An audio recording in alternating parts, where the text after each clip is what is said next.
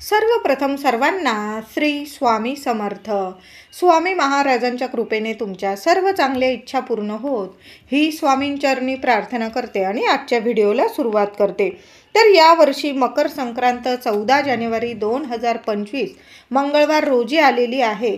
संक्रांतीचे फळ मंगळवार रोजी दिनांक 14 जानेवारी 2025 शके 1946 पौष कृष्ण 1 रोजी सकाळी 8:54 सूर्य मकर राशीत प्रवेश करीत आहे.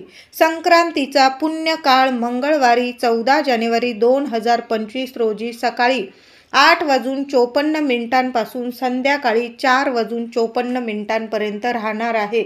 बऱ्याच लोकांना पुण्यकाळ, संक्रांतीचा पुण्यकाळ काय असतो, तर पुण्यकाळ म्हणजे या काळात जर आपण पुण्य कर्म केलं तर हजारो पटीने सूर्य देवता आपल्याला भरभरून देत असतात. म्हणून जी सेवा करायची असेल, जे दानधर्म करायचे असेल ते आपल्याला याच पुण्य काळात करायचं आहे. 100 नाही 1000% फळ आपल्याला जीवनात नक्की मिळत असतं. म्हणून 14 जानेवारी 2025ला मकर संक्रांतीला सकाळी 8:54 पासून संध्याकाळी जवळजवळ 5 वाजेपर्यंत हा पुण्यकाळ असणार आहे. मकर संक्रांतीचा पुण्यकाळ संध्याकाळी 5 वाजेपर्यंत असणार आहे. जे काही दानधर्म करायचे असेल, ज्या काही सेवा करायच्या असेल, माझ्या मैत्रिणी, माझे दादा सर्वांनी या काळात नक्की करा. मी म्हणत नाही डोंगरा एवढी सेवा करा, तीळभर तर सेवा आपण थोडीशी करू शकतो. स्वामींची सेवा करा, आपल्या कुलदेवीची करा, तुम्ही ज्या देवी देवतांना मानतात त्या देवांची केली तरीही चालेल. तीळभर केलेली सेवासुद्धा सूर्यनारायण आपल्याला भरभरून नक्कीच देणार आहे. तर यावर्षी संक्रांत देवीने पिवळे वस्त्र परिधान केलेले आहे. म्हणून महिलांनो, पिवळा रंग यावर्षी वर्ज्य आहे. महिलाच नाही, पुरुष दादासुद्धा यावर्षी पिवळा रंग अजिबात घालू नका. बाकी बरेचसे कलर आहे, जेणेकरून हिरवा कलर आहे, लाल कलर आहे, ऑरेंज कलर आहे, गुलाबी आहे, मोरपिशी असे सर्व रंग आपण परिधान करा. आणि त्यात काळा रंग खूप खास असतो. संक्रांतीला काळा रंग परिधान करा. फक्त पिवळा सोडून द्या आणि बाकी सर्व रंग तुम्ही आनंदाने परिधान करा. बरेचसे मनात प्रश्न असेल, हळद वापरावी का, लावावी का, सोन्याचे दागिने घालावे का, तर सोनं नाणं किंवा हळद असेल, या गोष्टी आणि वस्त्र या वेगवेगळ्या गोष्टी असतात. फक्त ज्या वर्षी संक्रांत देवी ज्या रंगावर येत असते तो रंग फक्त वर्ज्य असतो. बाकी सर्व आपण जसं दरवर्षी मकर संक्रांतीला करतो त्याचप्रमाणे हा सण आनंदाने साजरा करायचा आहे. मकर संक्रांती दिवशी सौभाग्यवती स्त्रियांनी पूजा कशी करावी, नवविवाहित जोडप्यांची पहिली संक्रांत, लहान मुलांचे बोरनान असेल ते कसे करावे, त्याचबरोबर या दिवशी दानधर्म काय करावा. आपण वाण देतो म्हणजे मकर संक्रांती ते रथसप्तमी हा काळ आपण महिलांसाठी हळदी कुंकवाचाच हा काळ असतो असं म्हटलं तरी काही चुकीचं नाही. याच वेळात, याच काळात म्हणजे मकर संक्रांती ते रथसप्तमीपर्यंत आपण आपल्या घरात आपल्या म्हणजे वेळेनुसार आपण हळदी कुंकवाचा कार्यक्रम करत असतो. तर त्या हळदी कुंकवाच्या कार्यक्रमात आपण काहीतरी भेटवस्तू, वाण आपण महिलांना, सवाष्ण स्त्रियांना देत असतो. ते वाण देताना कोणत्या वस्तू द्याव्या, कोणत्या वस्तू देऊ नये, संपूर्ण माहिती आजच्या व्हिडिओमध्ये मी तुम्हाला सांगणार आहे. व्हिडिओ शेवटपर्यंत बघा, कुठंही स्किप करू नका. चॅनलवर नवीन असाल आपल्या चॅनलला नक्की सबस्क्राईब करा. कमेंटमध्ये जरूर सर्वांनी लिहा श्री स्वामी समर्थ. तर मकर संक्रांत हा सण महाराष्ट्रातील गृहिणींचा, महिलांचा अतिशय आवडता सण आहे. या दिवशी महिला घर आवरून स्वच्छ करून, नवीन साडी वस्त्र परिधान करून, दागिने, नाकात नथ घालून, साज शृंगार करून अतिशय छान तयार होऊन बोळक्यांची म्हणजे सुगड पूजन करत असतात. आणि आपल्या सुख संसारासाठी, आपल्या घरादारासाठी सुख संपत्ती, धनधान्य कमी पडू नये म्हणून देवांजवळ मागणं मागतात. पतीला, मुलांना दीर्घायुष्य, त्याचबरोबर पतीची, मुलांची प्रगती व्हावी म्हणून देवांजवळ प्रार्थना करत असतात. यासाठी महिला सुगड पूजन आपल्या घरात करत असतात.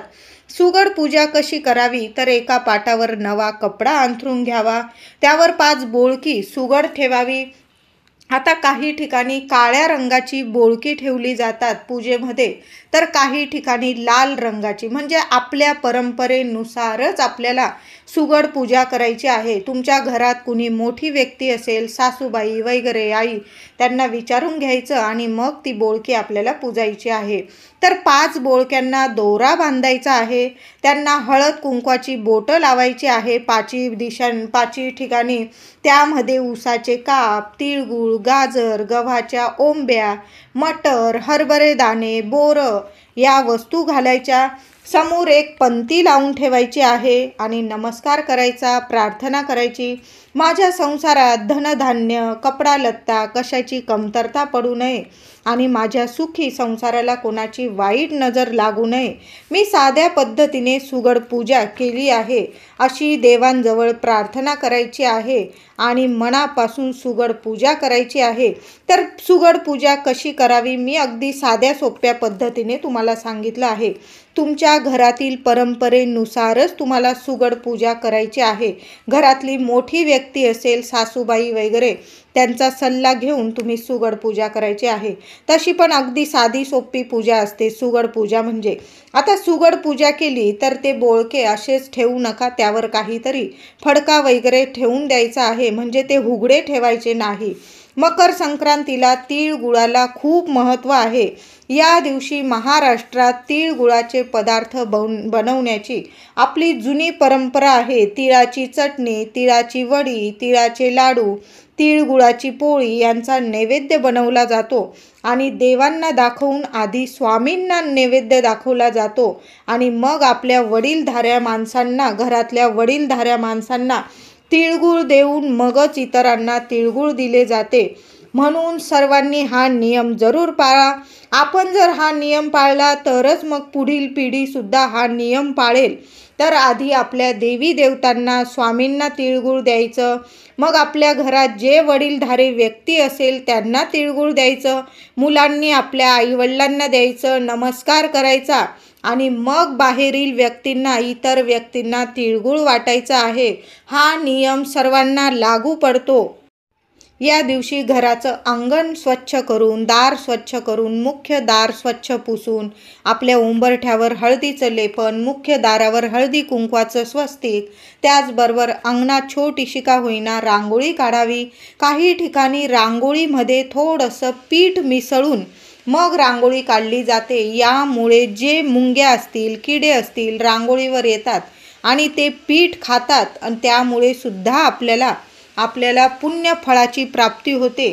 म्हणून मकर संक्रांतीला जर तुम्हाला रांगोळीमध्ये पीठ मिसळायचं नसेल तर काय करायचं, घराबाहेर एखादं झाड असेल तर त्या झाडाच्या भोवती किंवा झाडाच्या एखाद्या कोपऱ्याला तुम्हाला थोडंसं पिठात थोडीशी साखर मिक्स करून ती आपल्याला किड्या मुंग्यांना टाकून द्यायची आहे. म्हणजे तुम्ही दान दिल्याचं तुम्हाला पुण्य फळ मिळेल. जसे जसे हे किड्या मुंगे ते पीठ आणि साखर खातील तशी तशी दुःख दारिद्र्य तुमच्या घरातून, जीवनातून, मुलांच्या आयुष्यातून नक्कीच दूर होतील. म्हणून मकर संक्रांतीचा हा पुण्य काळ खूप महत्त्वाचा असतो. या छोट्या मोठ्या गोष्टीसुद्धा आपल्याला बऱ्याच काही गोष्टी आपल्याला देऊन जातात. म्हणून किड्या मुंग्यांचं पोटसुद्धा या दिवशी नक्की भरा.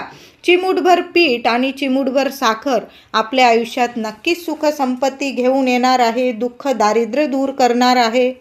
मकर संक्रांतीला नवीन लग्न झालेल्या मुलीला माहेरकडून काळी साडी, हळद कुंकूची कुरई म्हणजेच करंडा देऊन तीळ गुळ वापरून दागिने बनवून तिला ते दागिने परिधान करायला देतात. जावाई बापूंना चांदीची वाटीत, ती वाटीत तिळगुळ घालून द्यायची आपली प्रथा, परंपरा आहे. आता समजा सगळ्यांना चांदीची वाटी परवडेल असं नाही. जावाई पहिल्या मकर संक्रांतीला जर मुलगी आणि जावाई तुमच्या घरी आलेले असतील आणि समजा आता तुम्हाला चांदीची वाटी तिळगुळ घालून जावायला देणं परवडत नाही, कारण चांदी असू द्या, सोनं असू द्या, आपल्या मध्यमवर्गीय लोकांना आपल्याला परवडत नाही.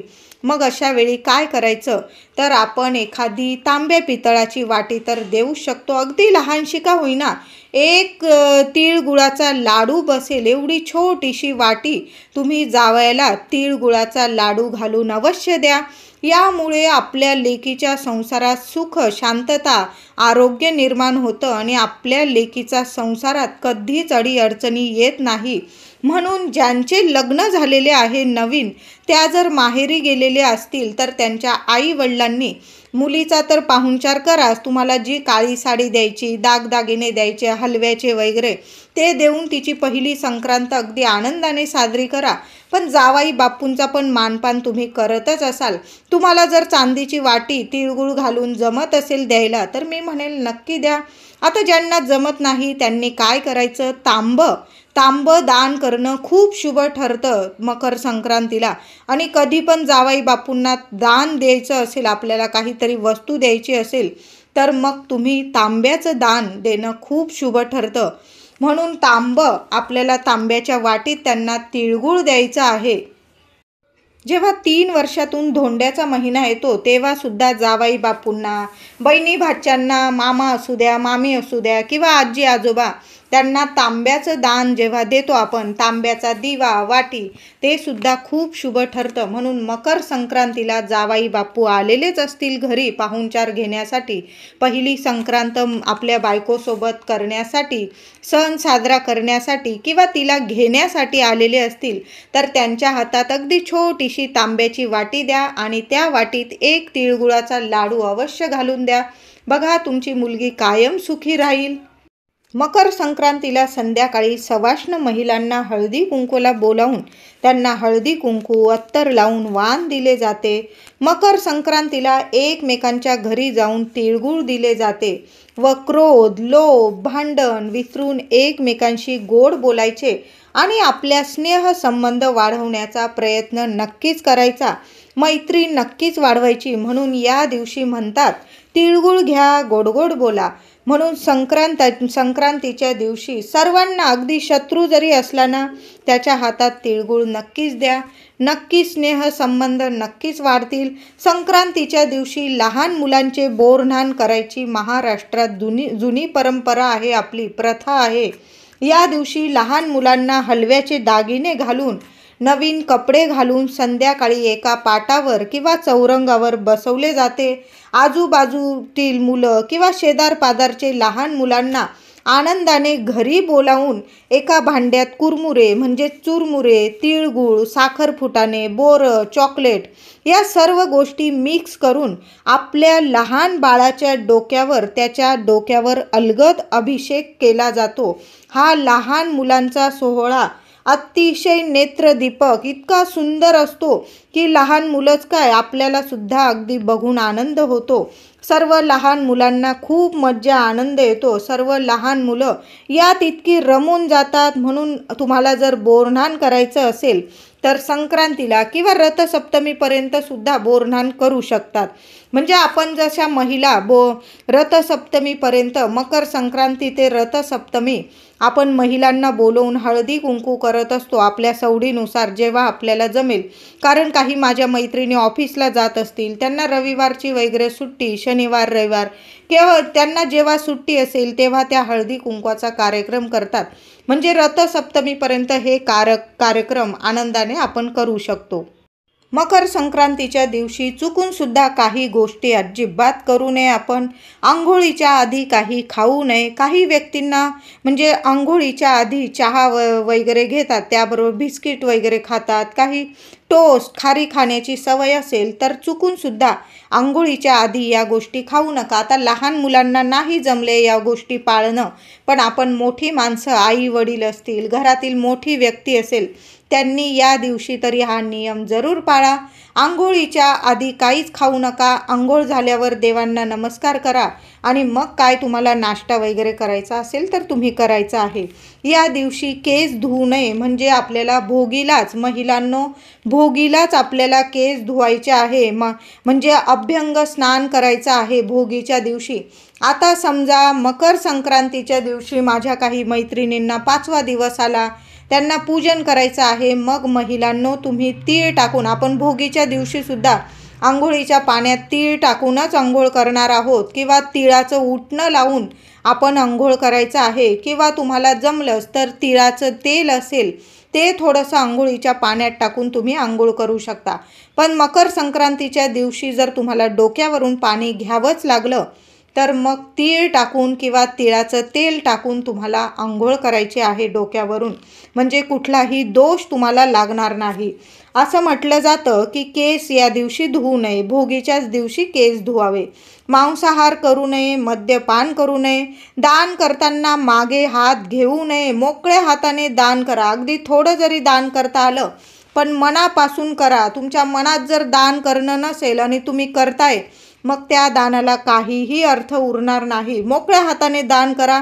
सूर्यनारायण आपले स्वामी इतकं देतील की तुम्हाला 4 हातसुद्धा कमी पडतील, इतकं भरभरून तुम्हाला आयुष्यात इतकं देतील.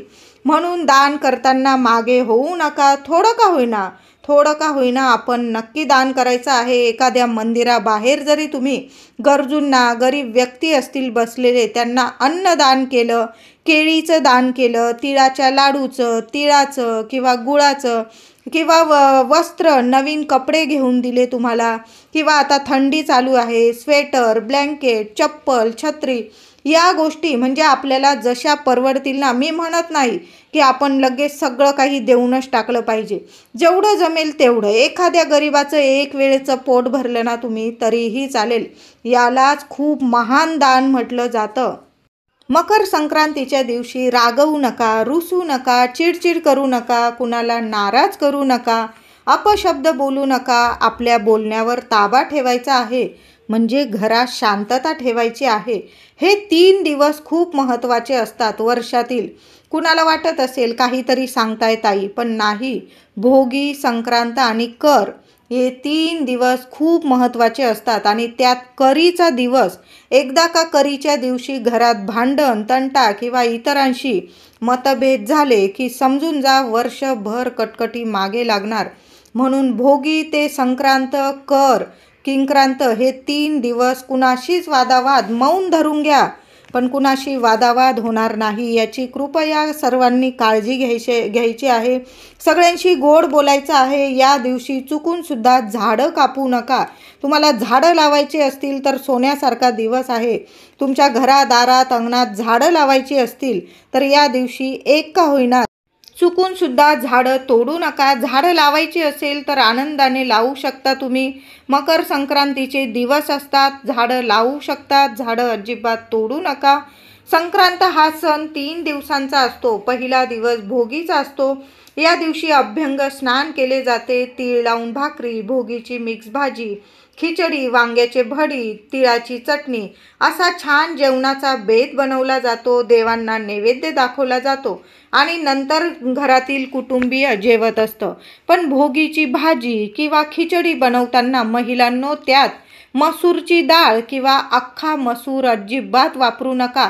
म्हणजे आपल्याला पुण्यफळ मिळण्याऐवजी आपण पापांचे भागीदार होतो.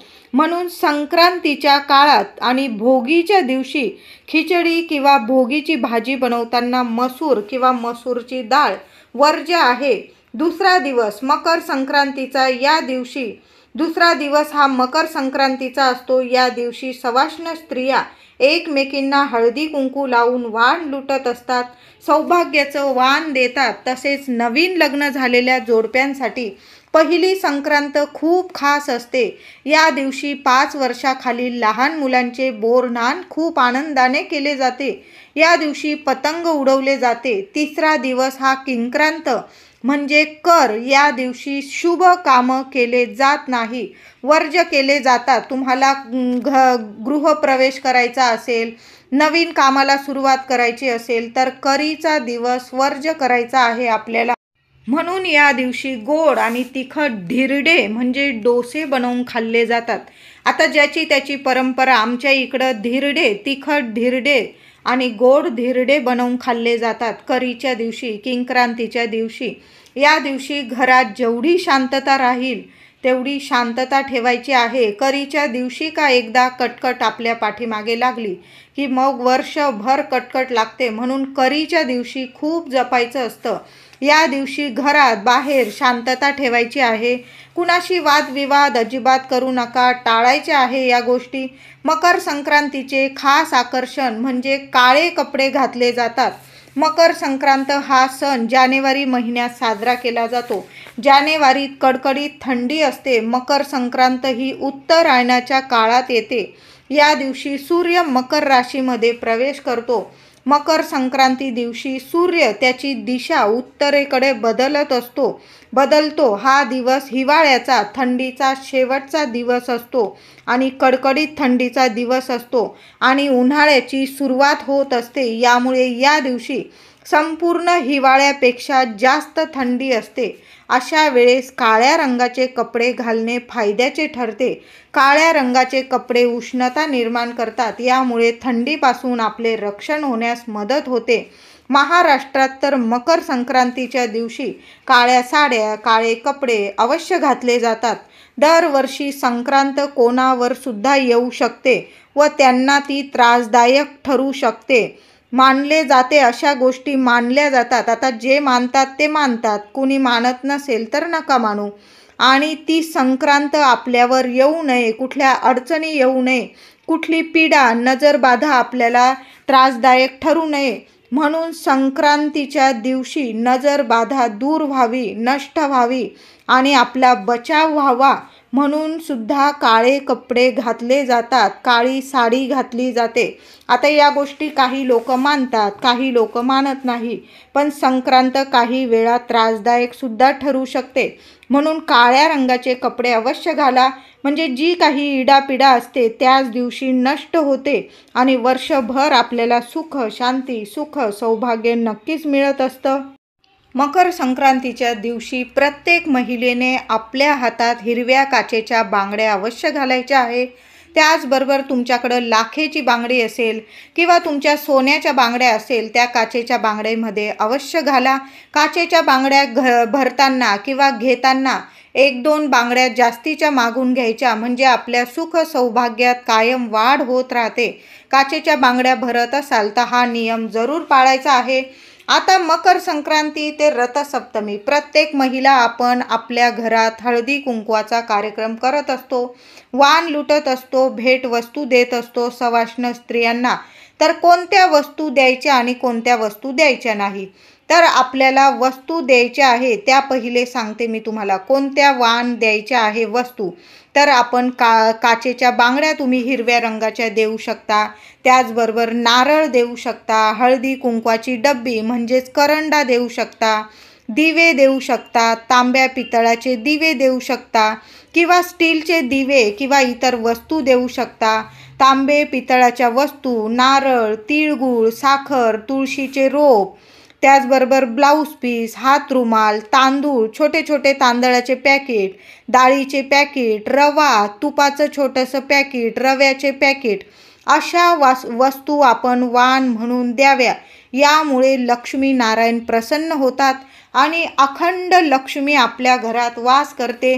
यामुळे आपल्या घरात आपल्याला कशाला कमी पडत नाही. म्हणून वाण देत असाल तुम्ही तर या वस्तू मी तुम्हाला सांगितल्या, यापैकी तुम्हाला जी वस्तू द्यायची असेल, तुमच्या खिशाला जी वस्तू परवडत असेल ती वस्तू आपण वाण म्हणून द्यायची आहे.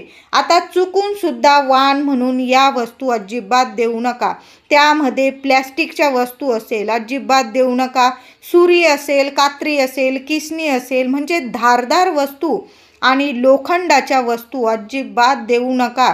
त्यामुळे आपली ग्रह दशा बिघडत असते आणि बऱ्याच अडचणींना आपल्याला सामोरं जावं लागतं. तेल असेल किंवा वापरलेल्या वस्तू असेल, तुमचे कपडे असतील वापरलेले, तर संक्रांतीच्या काळात अजिबात कुणाला देऊ नका आणि वाण म्हणून तर अजिबात देऊ नका. तेल तर अजिबात देऊ नका. आणि तुम्हाला जर साडेसाती असेल तर तेल अजिबात देऊ नका. किंवा तुमच्या घरात कुणाला साडेसाती असेल तर तुम्ही अजिबात तेल वगैरे दान अजिबात देऊ नका. गाईचं तूप असेल छोट्याशा पॅकेटमध्ये तुम्हाला वाटायचं असेल वाण म्हणून तर तुम्ही देऊ शकता. यात काहीच चुकीचं नाही. त्याचबरोबर भोगी, संक्रांत आणि किंक्रांत.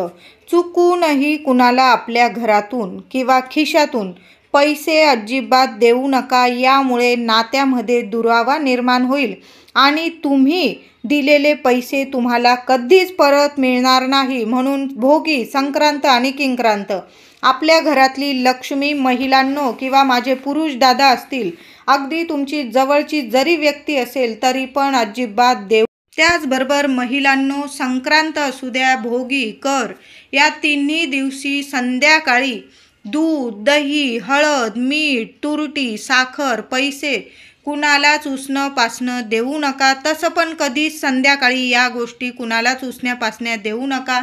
त्याचबरोबर तुमच्या वापरलेल्या साज शृंगाराच्या वस्तू असतील इतर महिलांना अजिबात देऊ नका. म्हणजे तुमचं सुख, सौभाग्य, तुमची लक्ष्मी तुम्ही इतरांना देत आहात याचा अर्थ असा होतो. याचे वाईट परिणाम जीवनात तुम्हाला भोगावे लागतील. म्हणून सांगते, या गोष्टी अजिबात कधीच देत जाऊ नका. संध्याकाळी तर अजिबात देऊ नका.